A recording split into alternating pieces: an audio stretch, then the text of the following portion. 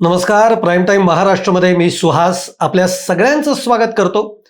काँग्रेसचे प्रदेशाध्यक्ष हर्षवर्धन सपकाळ यांना हटवा अशी मोहीम आता काँग्रेस अंतर्गतच सुरू झालेली आहे. थोडक्यात काँग्रेस अंतर्गत आता वादाची ठिणगी पडली आहे.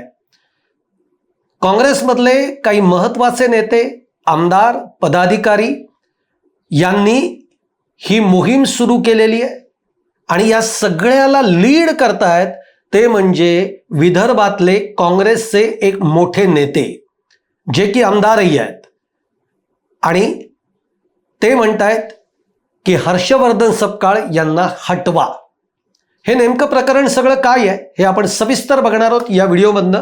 तुम्हाला व्हिडिओ आवडला तर लाईक करा, शेअर करा, चॅनल सबस्क्राईब करायला विसरू नका आणि तुमच्या कमेंट या कमेंट बॉक्समध्ये जरूर टाका. मित्रहो, आत्तापर्यंतचं चित्र आपल्याला असं वाटत होतं की जी चर्चा गेल्या अनेक वर्षांपासून होती, अनेक दिवसांपासून, महिन्यांपासून होती की काँग्रेस फुटणार. पण गेल्या निवडणुकीमध्ये हर्षवर्धन सपकाळ यांच्या नियंत्रणामध्ये ज्या निवडणुका सगळ्या पार पडल्या, या निवडणुकींमध्ये काँग्रेसचा परफॉर्मन्स हा जरी खूप चांगला राहिलेला नसला तरी जी काही एक मरगळ काँग्रेसला आलेली होती त्या मरगळीतनं काँग्रेस निश्चित बाहेर पडावा इतका परफॉर्मन्स हा काँग्रेसनं राज्यामध्ये दिलेला होता. परंतु या सगळ्यामध्ये काँग्रेस अंतर्गत खूप वाद होते आणि ते वाद या सगळ्या निवडणुकांच्या निमित्ताने समोर आले.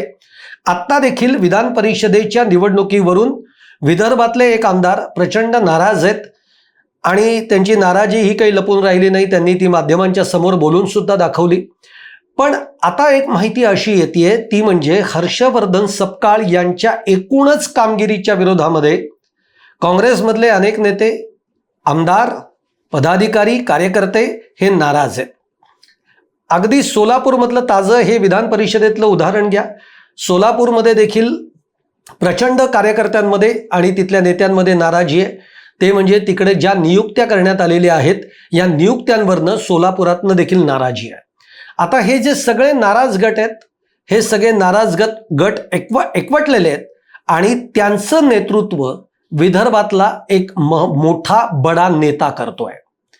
आता त्यांचं म्हणणं काय आहे तर त्यांचं म्हणणं असं आहे की गेल्या वर्षभरामध्ये ज्या निवडणुका झाल्या या निवडणुकांमध्ये काँग्रेसचा परफॉर्मन्स हा अतिशय खराब राहिलेला आहे. ही पहिली गोष्ट आणि याला जबाबदार आहेत हर्षवर्धन सपकाळ. हर्षवर्धन सपकाळांनी आपल्या मनमानी कारभारामुळे जे उमेदवार दिले त्यामुळे ही वेळ आलेली आहे असा एक सूर काँग्रेसमधल्या काही नेत्यांचा, काही पदाधिकाऱ्यांचा आहे. त्याला दुसरी एक बाजू अशी ठरलेली आहे की आत्ता काँग्रेसनी संघटन सृजन अभियान राबवलं, ते राज्यभर राबवलं. काँग्रेस वाढीसाठी अनेक लोक काँग्रेसमध्ये जोडून घेण्यासाठी हे अभियान राबवण्यात आलं होतं. पण या अभियानांतर्गत काही जिल्हाध्यक्ष, शहर अध्यक्ष यांच्या नेमणुका करण्यात आल्या. या नेमणुका ज्या झालेल्या आहेत या नेमणुकांवरून आता राज्यातले 5 आमदार, त्याच्यानंतर काही नेते, पदाधिकारी हे या नेमणुकीला घेऊन नाराज आहेत. त्यांचं असं म्हणणं आहे की आज निष्ठावंतांना डावलून ज्या लोकांची मागणीच नव्हती किंवा ज्या लोकांची नावं चर्चेमध्ये सुद्धा नव्हती अशा लोकांना जिल्हाध्यक्ष आणि शहर अध्यक्ष केलेलं आहे.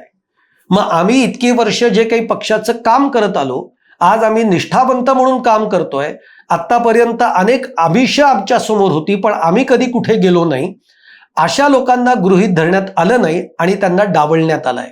ही सगळ्यात मोठी खतखत ही आता काँग्रेसमध्ये बघायला मिळतीये आणि आता या खतखतीला वाचा फुटली आहे आणि सगळेजण आता हर्षवर्धन सपकाळ यांच्या विरोधामध्ये आवाज उठवायला लागलेत. नुसता आवाज उठवायला लागलेत असं नाही, हर्षवर्धन सपकाळ हटाव ही मोहीमच या आमदारांनी, काही नेत्यांनी आणि काही पदाधिकाऱ्यांनी सुरू केलेली आहे. या मोहिमेचं नेतृत्व मी म्हटलं तसं की विदर्भातला एक मोठा नेता, एक बडा नेता जो आमदारही आहे तो या सगळ्या मोहिमेचं लीड करतोय, नेतृत्व करतोय. आणि आता हे सगळेजण दिल्लीमध्ये जाणार आहेत या आमदाराच्या नेतृत्वामध्ये दिल्लीमध्ये जाऊन ते मल्लिकार्जुन खरगे यांना भेटणार आहेत. त्यानंतर KC वेणुगोपाल जे आहेत काँग्रेसचे त्यांना भेटणार आहेत आणि वेळ मिळाली तर त्यांना राहुल गांधींना सुद्धा भेटायचं आहे. पण राज्यामध्ये कशा पद्धतीने एकाधिकारशाही पद्धतीने इथलं कामकाज सुरू आहे आणि निष्ठावंतांना विचारात घेतलं जात नाही, निष्ठावंतांना डावललं जात आहे, अशा पद्धतीची तक्रार ही दिल्लीच्या पक्षश्रेष्ठींकडे करायची असा विचार आता काँग्रेस अंतर्गत काही लोकांचा सुरू झालाय आणि काही दिवसांमध्ये ते दिल्लीला जाण्याची योजनाही आखत आहेत. थोडक्यात हर्षवर्धन सपकाळ हटाव ही मोहीम आता काँग्रेसमध्ये जोर धरू लागलेली आहे एवढं मात्र निश्चित. त्यामुळे आता या सगळ्याचा परिणाम हा येत्या विधान परिषदेच्या निवडणुकांवर होतोय का? कारण महाविकास आघाडीनं यावेळी आपले उमेदवार सुद्धा रिंगणात उतरवलेले आहेत आणि त्यातून एक जो उमेदवार चंद्रपूरमधनं निवडून येण्याची खात्री होती ती सुद्धा आता काही अंशी मावळल्यासारखी स्थिती आहे. एकूणच काय तर काँग्रेस अंतर्गत जी काही नाराजी आहे, जी खदखद आहे, जी रोष आहे, तो आता पुन्हा एकदा उफाळून वर येतोय आणि तो मोठ्या प्रमाणात येतोय असं एकूण चित्र आपल्याला बघायला मिळत आहे. त्यामुळे हर्षवर्धन सपकाळ हटाव ही मोहीम आता येणाऱ्या काळामध्ये किती जोर धरतीये हेच बघणं फार महत्त्वाचं आहे. तुम्हाला माझा व्हिडिओ आवडला असेल तर नक्की लाईक करा, शेअर करा आणि चॅनल सबस्क्राईब करायला विसरू नका. तुमच्या देखील कमेंट या कमेंट बॉक्समध्ये जरूर टाका. धन्यवाद.